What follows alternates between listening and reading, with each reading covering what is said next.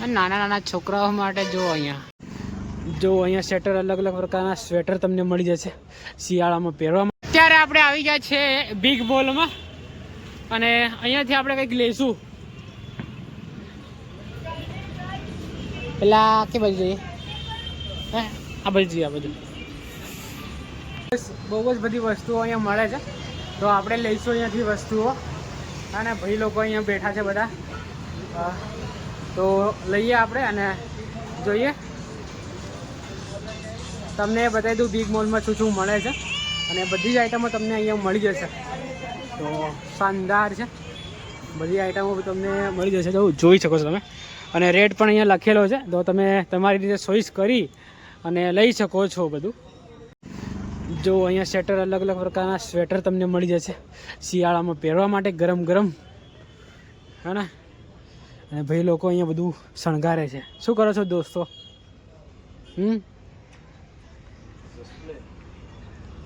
ક્યાં કર રહે હો? ઓકે, તો જોઈ શકો છો તમે. અને બહુ જ બધી જ આઈટમો તમને અહીંયા મળી જશે અને રેટ પણ લખેલા જ છે પીસ વાઇઝ. અને ગર્લ્સ માટે તો બહુ જ શાનદાર વસ્તુઓ છે, હા ને. ગર્લ્સ માટે બધી જ આઈટમો અહીંયા મળી જાય છે અને બોಯ್સ માટે બી અવેલેબલ તો છે જ, પણ બોಯ್સને ગમે કે નહીં ગમે એ આપણને ખબર નથી હવે. અને ભૂખ બહુ જોરદાર લાગી છે આપણને, તો આપણે ગયા હતા અત્યારે સાપ તળાવ ફરવા માટે, પણ ત્યાં ફર્યા, ત્યાં બી બહુ મજા આવી અને વિચાર્યું કે ચલો અહીંયા પણ આટો મારતા જઈએ અને બીજી અલગ અલગ વસ્તુઓ કંઈક આપણને ગમે તો એ લઈ લઈએ આપણે અહીંયાથી. શું કહેવું છો ભાઈઓ? તો ચાલો. નાના નાના છોકરાઓ માટે જો અહીંયા આ બધું શું કહેવાય મને ખબર નથી, પટ્ટીઓ લગાવવાની. અને બધી જ લેડીઝ માટે તો છે જ અહીંયા, આપણે જોઈએ. બહુ જ સરસ છે બધું.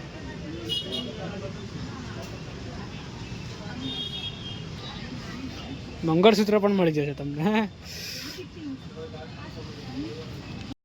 બિગ મોલમાંથી આપણે નીકળી અને અત્યારે અહીંયા આવ્યા છે અને પકોડી તો તમે જોઈ શકો છો. અહીંયા પાછળ બહુ જ બધી પકોડીની લારીઓ છે અને અહીંયા આપણે ભાઈને ત્યાં પકોડી ખાધી અત્યારે, અને બહુ જ ભાઈ જોરદાર પકોડી બનાવે છે, તમે જોઈ શકો છો. ભાઈ જોરદાર પકોડી બનાવે છે અને આપણે ખાધી અહીંયા, બહુ જ ટેસ્ટી હતી. અને પાછળ જોઈ શકો તમે ત્યાં ગાડી બહુ સારી પકોડી બનાવે છે. તો અત્યારે જઈએ આપણે આગળ અને થોડું લેવાનું છે, તો એ લઈ અને પછી નીકળીએ.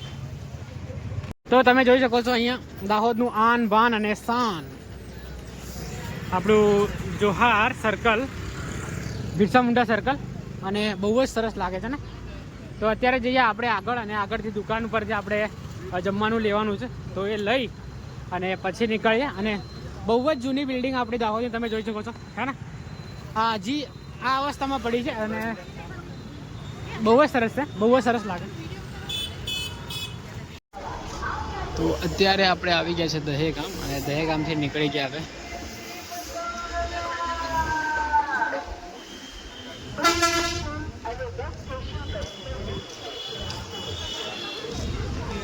અને આ છે દહેગામનું બજાર, તમે જોઈ શકો છો બજાર દહેગામનું. હા, બહુ શાનદાર છે, આપણા જેવું જ છે ભાઈ, દાહોદ જેવું. દાહોદ આના કરતાં સારું હશે લગભગ નહીં યાર, દાહોદ સારું છે ને. જો બહુ જ સવારનો વ્યૂ એટલે યાર બધા લોકો મસ્ત દેખાય આમ, નહીં આવ્યા હવે ને. ચાલો જઈએ આપણે ગાંધીનગર. હવે અડધા કલાકમાં આપણે ગાંધીનગર પહોંચી જઈશું. તો ફાઇનલી આપણે આવી ગયા છે અત્યારે શિલોડા, અને આ એરિયા આપણને બહુ જ મિસ થાય છે. 2019માં આપણે અહીંયા લગભગ 7-8 મહિના અહીંયા શિલોડામાં રહ્યા અને બહુ જ શાનદાર મજા આવતી હતી ત્યારે. બેસી શકો છો તમે શિલોડા. અત્યારે બસ અહીંયા ઊભી છે, તો બધા લોકો ઉતરે પછી આપણે આગળ જઈશું ગાંધીનગર.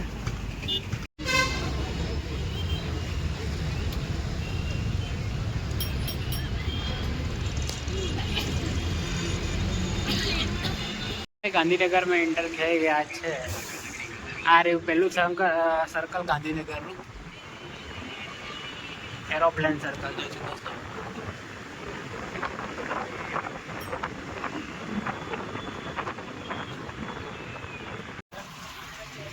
તો અત્યારે આપણે જોઈએ પંચ મંદિરથી ત્યાંથી નીકળી રહ્યા છીએ અત્યારે, કારણ કે મહાત્મા ગાંધી રોડ છે ને એ રોડનું કન્સ્ટ્રક્શન વર્ક ચાલી રહ્યું છે.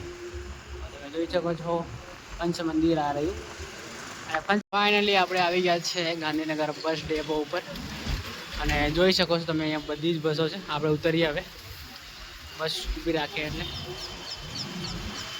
અને પછી રેપિડો બોલાવીશું, અને રેપિડો બોલાવી અને પછી આપણે જઈશું કુડાસણ જવા માટે નીકળી જઈશું. તો ચલો નીચે ઉતરીએ આપણે. તો ફાઇનલી અત્યારે આપણે અહીંયા ઊભા છે અને રેપિડો ઓર્ડર કરી દીધો છે, તો આવે એટલે જઈએ.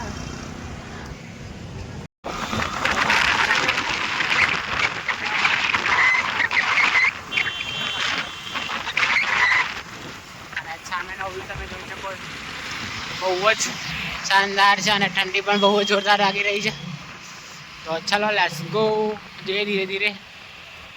તો ફાઇનલી આપણે અત્યારે આવી ગયા છે ઓર્બિટ મોલ. આ ઓર્બિટ મોલ છે. તો પછી આપણી બીજી હવે આવી જશે થોડી વારમાં.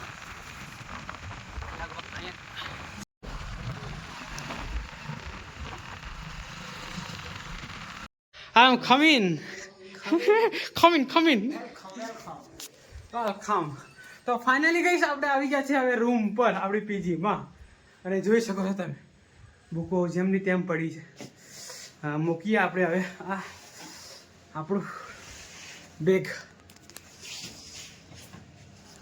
બેગ હે ને મૂકી દીધું અહીંયા, અને કપડાં બી ચેન્જ કરવા પડશે, અને ફરી આપણે જવાનું છે જે ક્લાસીસમાં. તો આ બ્લોગને આપણે અહીંયા એન્ડ કરી દઈએ. મળીએ જલ્દી નવા બ્લોગમાં. આવા જ બ્લોગ જોવા માટે આપણે channel subscribe, like, share and subscribe. Thank you for watching. By.